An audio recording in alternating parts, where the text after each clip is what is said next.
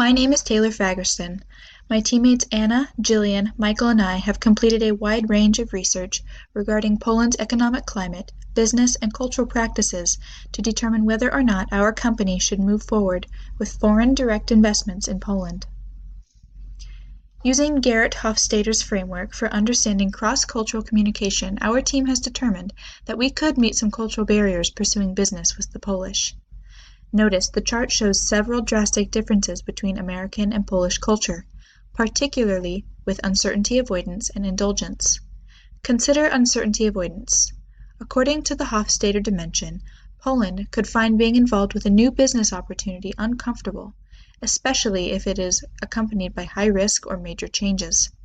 We can work around this by developing strong relationships early on and by taking the time to carefully lay out the business plan. Through these methods, we can help them feel at ease and in more control of the outcome. As much as possible, it would be in our best interest to assure the Polish people that while there are risks associated with business, these are carefully calculated risks. Also, take note that the Polish language is more complex than English. We should complete extensive background research prior to communicating with each other. Another difference we should highlight is that the Polish people have more restraint than Americans. Generally, Polish people feel it is wrong to indulge themselves. While many Americans are very pragmatic, they also tend to have a can-do mentality, whereas Polish people tend to be more pessimistic. But we can avoid issues here by focusing on the benefits of the venture rather than the ifs. A potential communication issue is that the Polish are more implicit than Americans. We have to recognize that the communication may not be as direct as we are looking for, and the best way to overcome this is to be very specific in our communication. If we ask specific questions, we are more likely to get specific responses. Since the Polish are more direct in their feedback, an issue that may arise is that our people may take offense to what is intended to be constructive criticism. The best way to overcome this will be to create an environment of open communication. It is unlikely that we'll face issues with structuring and scheduling, but to be prepared for any scheduling mishaps, we advise working a little leeway into the schedule so that if something falls behind, we are prepared. Plan to spend time negotiating as the Polish typically take things slowly. The Polish are cautious, reserved, and quiet, and it takes time to build lasting relationships. Polish negotiators appear to be abrasive, but they do not act out aggressively in their negotiations. Be careful if they appear distant, slow to react, or avoiding discussion. They may use these tactics to pressure us, or they may not like our agreement and might consider us competition. Remember to be cool, mild, and tranquil under pressure. One thing to be aware of is that Polish society is changing to an open market society. One of the downfalls of this change is the increase in exploitation, extortion, fraud, bribery, and other criminal acts in business dealings. Be careful of these pitfalls, as the boundaries between contributions and bribery are unclear. To be successful, we need to build a trusting relationship with strong integrity to handle any crookedness. Our team will need to research and present the best offer up front, with no inaccurate or false information. Patience is a virtue to have as a member of this team, but when the negotiation is complete and business has been established, it will be a win-win for everyone involved. In many ways, the Polish business climate is as progressive as many developed nations. Minority groups, such as women, ethnic and religious groups, hold senior positions in government. And the people enjoy freedom of speech, political beliefs, and religion. However, there is an unsettling trend by government officials to misuse government funds. Now let's turn our attention from culture to economics. Now is a great time to get into Poland. Since embracing a new law for investment, the stock market has expanded, and Poland fared well during Europe's economic slump. Poland is ranked 46th in the State Freedom Index. Their score is 67.8%. The score is higher than the world, but lower than in the Europe region. Poland ranks higher than the world in several freedom indexes. Based on the analysis on the economic freedom data, Poland is the place to invest in. We will have massive growth. However, we should keep our eye on their spending and the private debt, which is building. If it continues, citizens would end up having difficulties meeting their obligations. Now let's review the necessary steps for starting business in Poland. There are 5 steps. The first step is to have the company agreement notarized at a notary agency. Company founders will submit a document detailing how each will contribute to their portion of the capital. The management board should make a record of all the contributions that have been made. The fee to notarize cannot exceed 10,000 zloty, PLN. As of 2015, it is possible to register online, but we need a qualified e-signature. The online form only offers a simplified deed of association template. Any detailed changes must be notarized. Second, a deposit is paid and a company bank account established. All banks require an article of association. Some banks require an REGON statistical number and an NIP tax identification number. These are obtained together with a national court registration number. The third step is to file with the National Court Register. This gives our company legal status to operate as a limited liability company, LLC. This takes up to 4 weeks and costs 500 zloty in person or 250 zloty online.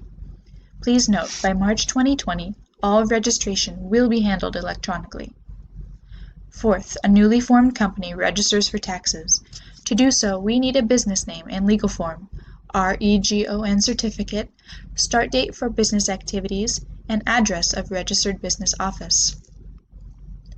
The fifth and final step is to register the employees with the Social Security Agency, ZUS. Turning over to taxes, the required taxes are straightforward. Some of them include the Guaranteed Employees Fund, which is designed to take care of employees, former employees, and their dependents in case of employer insolvency. Transport and property taxes, which are based on units owned and square footage of the business site. And the value-added tax, which is a basic consumption tax. The European Union is critical to understanding Poland. Poland is a member of the European Union, which is an economic union. They joined the EU in May of 2004. Being a member of the EU has helped the GDP of Poland to rise substantially. It allows trade within the European Union more freely. Any bilateral free trade agreements are made through the EU. 72% of all imports into Poland come from within the EU. This can make it difficult to trade with Poland from outside of the EU. When looking at Poland, it becomes clear that you also have to look at the European Union as a whole. A downside is that it can be more difficult to trade with those countries that are part of the EU, but once you trade with one, it will be easier to spread to other nations. Because you are also negotiating with the European Union, as a whole, it can be easier to get better rates because you are dealing with a larger economy, rather than one small country. Some of the import tariffs are really high, while others are non-existent. Importing dairy products, for example, is 35.4%, while cotton is 0%. When looking for a product for our company to produce and import, it would be better to be on the lower to middle side of the import tariffs. It is important to have a product that is wanted and not in abundance already, but also something that is affordable. To invest in Poland, we need to verify the laws with foreign ownership in certain regions. There are specific regulations on acquiring land. Investors must get permission to invest in land that deals directly with farming and forestry when investing in Poland. If permission is not granted, the investment is considered null and voided. Governments want to see more Polish-controlled businesses in specific industries, which gives an adverse image of FDI in Poland. This could inhibit our business plans. This is a great time to invest in Poland. There are many incentives for new ventures. We need to do careful research. The right area and product could give the investing company up to 50% tax incentive. There is a huge list of do's and don'ts for businesses in Poland. The government is slowly losing their restrictions, though, but certain criteria are still in place. If the business investment is based on agriculture or forestry, we may find it difficult to acquire land. Again, we must be careful if the permit is not completed correctly, or we could have a problem with the agreement being voided and null. This GNI bar graph shows us that the Polish economy has been about half as productive as the United States, but we can also see that the economy is slowly growing. There is room here for new business ideas. Poland experienced a huge boom in between 2009 and 2012, but then fell drastically in the midst of the European economic crisis. But since 2014, there has been a steady trend upward, which is a good sign for foreign direct investment. Inflation. Many economists agree that a little inflation is a good thing, as it encourages consumers to buy now before prices go up. A good inflation rate is around 2 to 2.5%, and Poland currently sits at 2.1%. This is important to pay attention to as we consider investing in Poland. For many reasons, now is a good time to invest, but it is especially encouraging to see that the interest rate on loans has been steadily falling. Currency becomes the tail that wags the dog.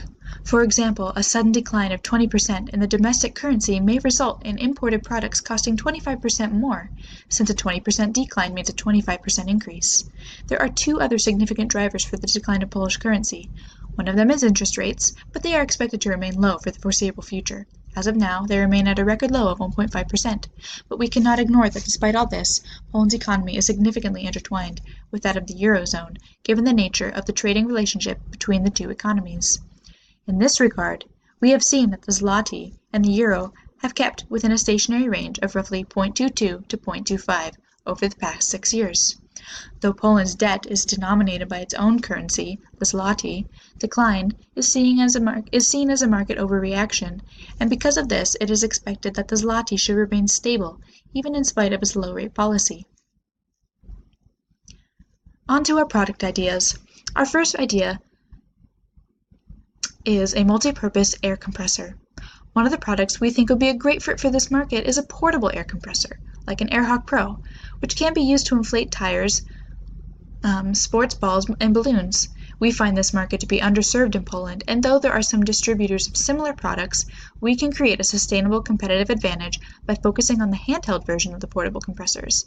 This idea cannot be immediately copied with the exact specifications, because we will have long-lasting batteries, different adaptations, and tips to be able to inflate balls, like basketballs, volleyballs, party balloons, and tires. This will have at least a temporary sustainable competitive advantage because of its unique qualities, versatility, and quality. Our second product idea is an air filter. Pollution in Poland is a problem. Poland has 36 cities that have the highest pollution rate in Europe. The main culprit is their use of coal. Over 80% of their electricity is generated by coal, and there have been 44,000 premature deaths due to air pollution. Culture would be slow to buy air purifiers to maintain healthy homes, but business would increase as environmental concerns gain popularity. We don't see any problems with law to prohibit manufacturing air purifiers.